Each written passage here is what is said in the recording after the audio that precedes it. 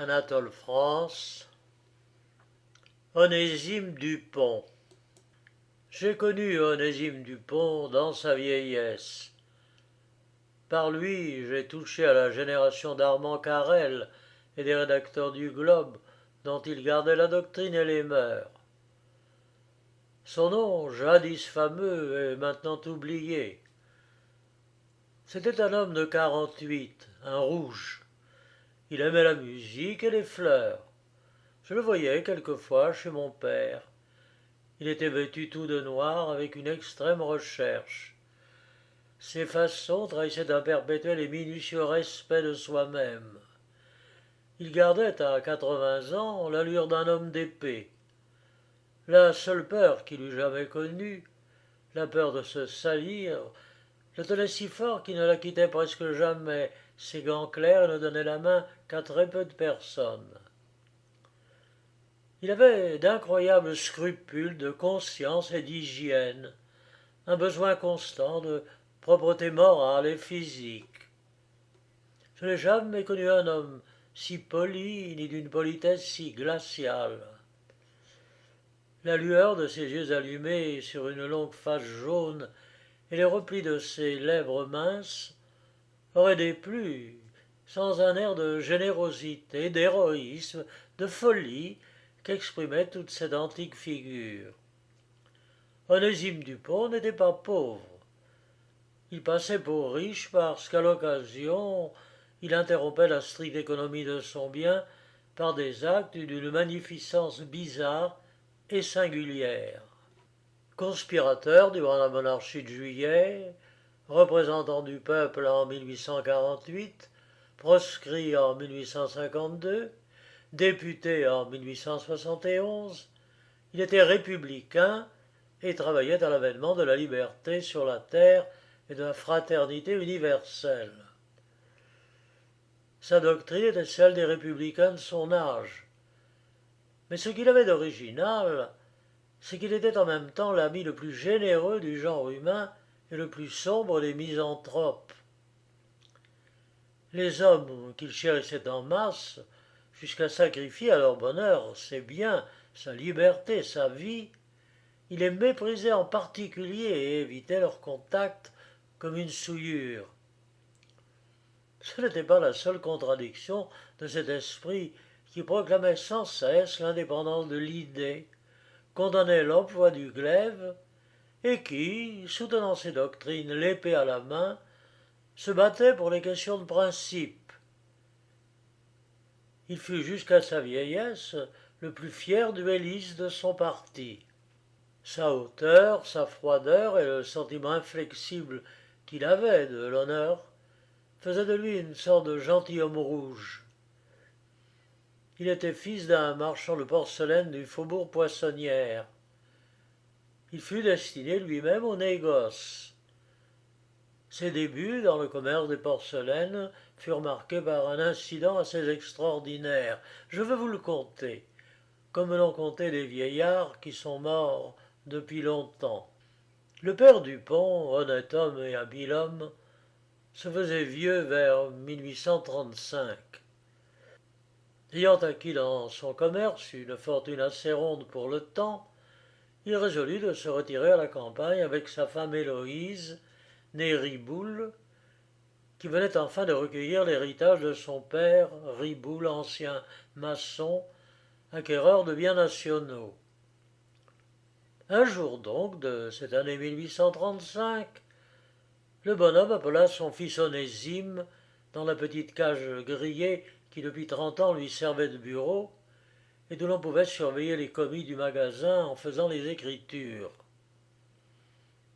Et là, il lui tint ce langage. « Je ne suis plus jeune et je voudrais finir ma vie dans le jardinage.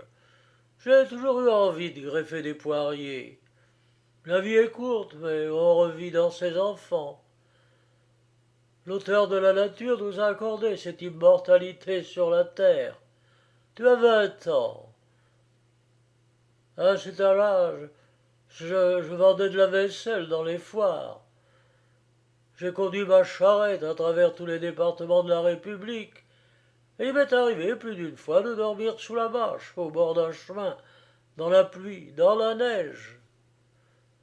L'existence, oh, qui m'a été dure, te sera facile. Je m'en réjouis puisque ta vie est la suite de la mienne. J'ai marié ta sœur à un avocat. Il est temps que je donne à ta sainte mère et à moi le repos que nous avons mérité tous les deux. Je me suis haussé dans la société par mon travail. J'ai fait mon instruction dans les almanachs et dans les papiers répandus par toute la France, à l'époque où le pays établissait sa constitution au milieu des troubles. Toi, tu as été enseigné dans un collège. Tu sais le latin et le droit. Ce sont des ornements de l'esprit, mais l'essentiel est d'être honnête homme et de gagner de l'argent. J'ai fait une bonne maison, à toi de la soutenir et de l'agrandir.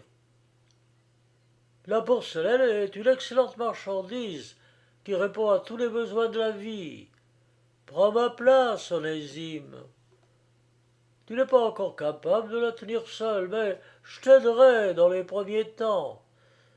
Il faut que les clients s'accoutument à ta figure. Dès aujourd'hui, on reçoit les commandes qu'on apportera. Le registre des tarifs qui est dans ce casier te sera d'un grand secours. Mes conseils et le temps feront le reste. Tu n'es ni sot ni méchant. Je ne te reproche pas de porter des gilets à la Robespierre et de faire le boursingot. C'est un travers de ton âge. J'ai été jeune aussi. Allez, assieds-toi là, mon garçon, devant cette table. Et le bonhomme Dupont indiqua du bras son fils à un vieux bureau qui n'était pas à la mode et qu'il gardait par économie, n'étant point fastueux. C'était un bureau garni de cuivre qu'il avait acheté à Lancamp une trentaine d'années auparavant et qui avait servi à M. de Choiseul durant son ministère. Onésime Dupont obéit en silence et prit la place qui lui était assignée.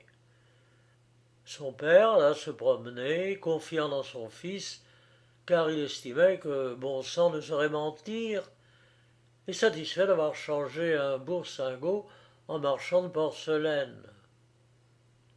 Onésime, demeuré seul, étudia les tarifs. Il était enclin à faire son devoir et à donner de l'attention à toutes les affaires dont il s'occupait. Il se livrait à cette étude depuis une demi-heure, quand vint M. Joseph Peignot, marchand de porcelaine à Dijon. C'était un homme jovial et le meilleur client de la maison du Pont. « Vous ici, monsieur Onésime? Quoi, vous n'êtes point sur le boulevard à faire le grandin, avec votre bel habit bleu à boutons d'or? Les jolies filles des bains chinois doivent être bien tristes de votre absence. Mais vous avez raison, il y a temps pour le plaisir et temps pour les affaires sérieuses. Je venais voir votre père. Je le remplace. Oh, j'en suis heureux. C'est un ami à moi. Voilà 10 ans que je fais des affaires avec lui. J'espère en faire 10 ans et plus avec vous. Vous lui ressemblez, mais vous ressemblez beaucoup plus à votre mère. C'est pas un mauvais compliment que je vous fais, mais Madame Dupont est fort bien de sa personne. Comment va votre père? Je compte dîner avec lui un jour de cette semaine au Rocher de Cancale, comme nous faisons tous les ans depuis 10 ans. Dites-moi bien qu'il n'est pas malade.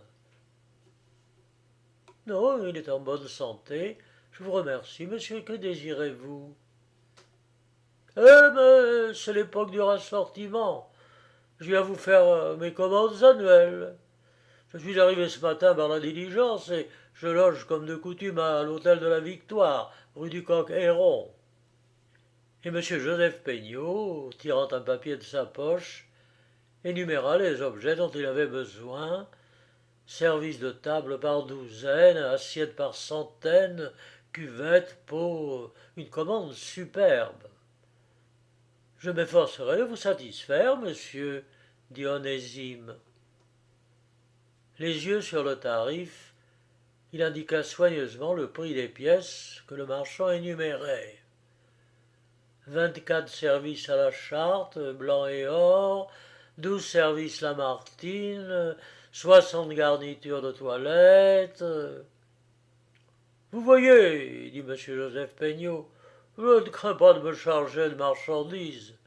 Il faut beaucoup m'acheter si on veut beaucoup vendre.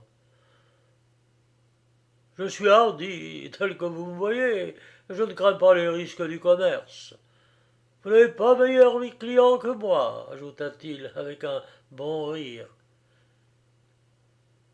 Et tout aussitôt il prit un air attristé et soupira d'un ton plaintif. Vous me ferez bien une petite réduction. Vous tenez vos prix trop haut, les temps sont durs. Il y a de l'argent en France, mais il se cache. La sécurité manque. Faites-moi ma petite réduction. Ah, j'ai le regret de ne pouvoir vous accorder ce que vous me demandez, monsieur, répondit Onésime avec une politesse glaciale.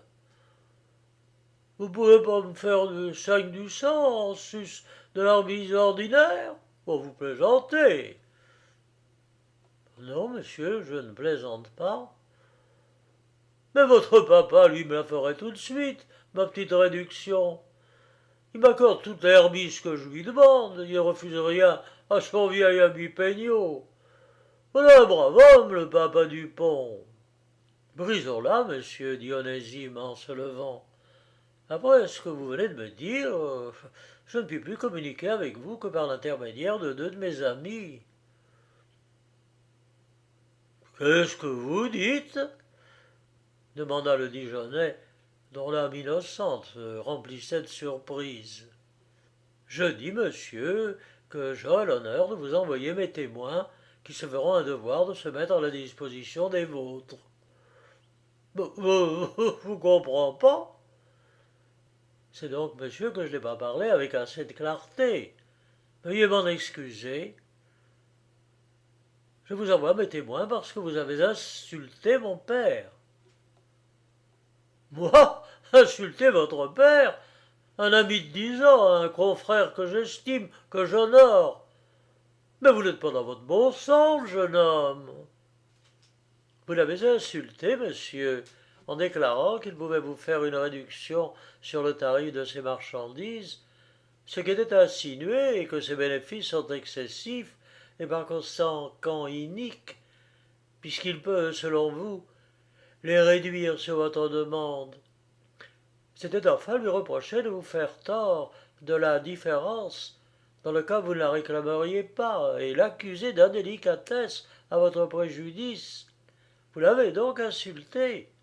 Je crois m'être, cette fois, suffisamment expliqué. En entendant ces paroles, le Dijonais ouvrait une bouche et des yeux tout ronds. L'impossibilité où il se trouvait de rien comprendre à ces raisons l'accablait. Et ce qui l'effrayait le plus, c'était le calme et la douceur avec lesquels elles étaient déduites. Onésime Dupont lui parlait en effet de cette voix lente et mélodieuse avec laquelle il devait plus tard soutenir dans les clubs et à l'Assemblée nationale les notions les plus terrifiantes. Jeune homme, dit en pâlissant le marchand de Dijon, l'un de nous deux est fou, cela est certain et nécessaire. Mais je crois fermement, et je le jurerai au besoin, que c'est vous. Oh, je ne quitterai point Paris avant d'avoir vu votre père et de m'être expliqué avec lui.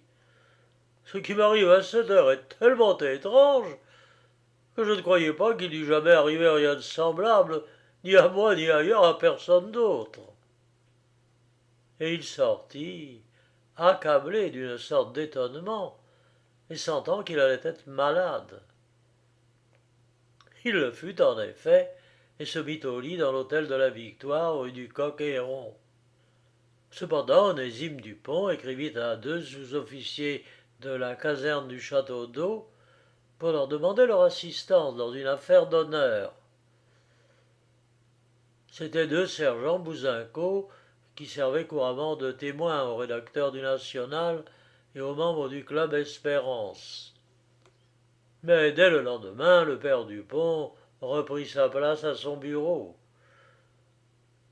Il acheva de vieillir derrière son grillage, ne cultiva point le jardin qu'était dans ses vœux, et ne greffa pas de poiriers. Onésime, relevé de ses fonctions commerciales, s'attacha uniquement aux intérêts publics et fonda la société secrète Truelle et Niveau, qui inquiéta par d'incessantes attaques et mit 3 fois en péril le gouvernement de Juillet.